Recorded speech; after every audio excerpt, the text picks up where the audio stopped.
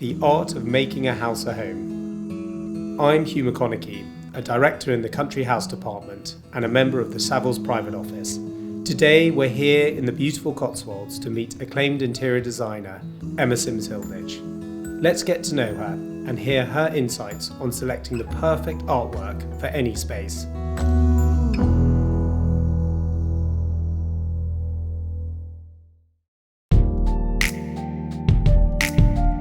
Before we dive into the topic of artwork, could you tell us a little bit more about your journey and where it started in interior design?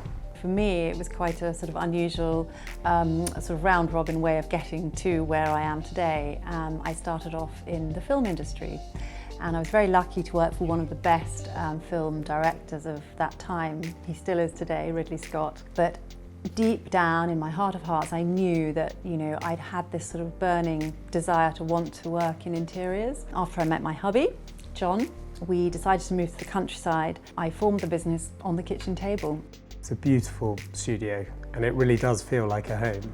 And that's what our clients in the early days loved, was coming into a house and feeling like, right, I really see what I'm going to get when I come into Emma's home.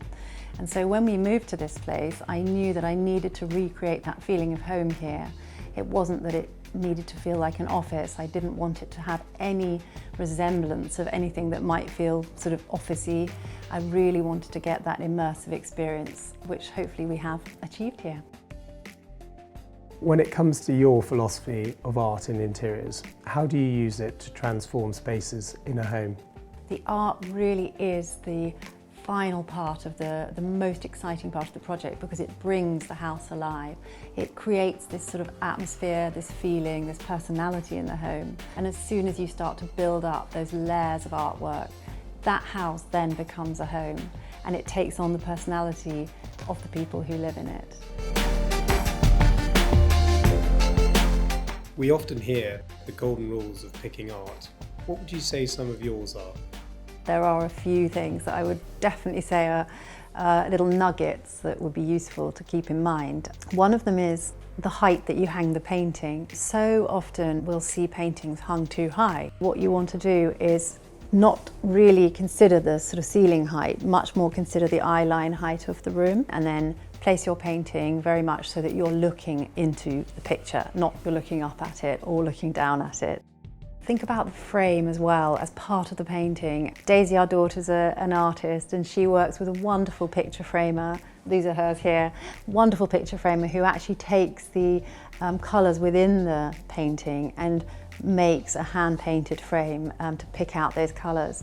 And that becomes part of the artwork. I mean, that is almost as important, dare I say it, as the actual painting. Also scale. If you put one painting on a very long wall in a guest bedroom, and you put one painting there, you put one painting, you follow the room around and you just do dot, dot, dot, that is going to look really sad. Much better to put those three paintings on one wall and make a big impression rather than dotting them all the way around the room. Another tip I would say is don't imagine that once you've hung that painting, that piece of art, that it has to stay there forever.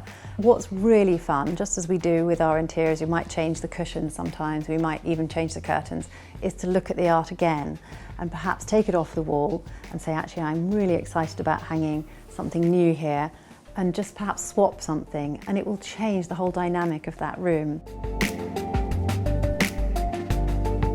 People watching this and wanting to know how to choose art like an interior designer, what tips would you give to them? Having colour palettes can inform, so a colour palette in a painting such as this beautiful one here, and the colour palette is so beautiful here, and I think if this was to hang in a kitchen, for example, we could say, let's put our tiles behind the cooker in this gorgeous tealy blue, and then perhaps use some of these rusty colours as upholstery on a dining chair, or maybe the curtain fabrics. And you can just see how complementary and how the colours within this scheme and this painting can really inform a scheme. So when choosing art, there is such a range of values that you can pay for a piece of art. How do you know that you are paying the right price for that piece of art? I think that's where it comes down to experience and actually going with perhaps a consultant who can actually advise you and you can trust, because they have a huge amount of work to do before they sell you that piece to understand the value of it and perhaps where that art is going to grow in value. But I would always say, don't buy a piece of art because you think it's going to go up in value. You just never know. Art is a very sort of fluid, difficult to predict world, and I think just buy it because you love it. Emma, thank you so much for today and being here at the Sims-Hilditch studio. We've all learnt so much. It's been great. I've loved having you. As you can see, I am absolutely passionate about the subject. It fills me with huge joy, and I know how transformational it can be to a home. So, as we said, it really makes a house into a home. I so encourage people to open their eyes to art and don't be afraid of it. Enjoy it. It's a wonderful, wonderful thing to have in your home.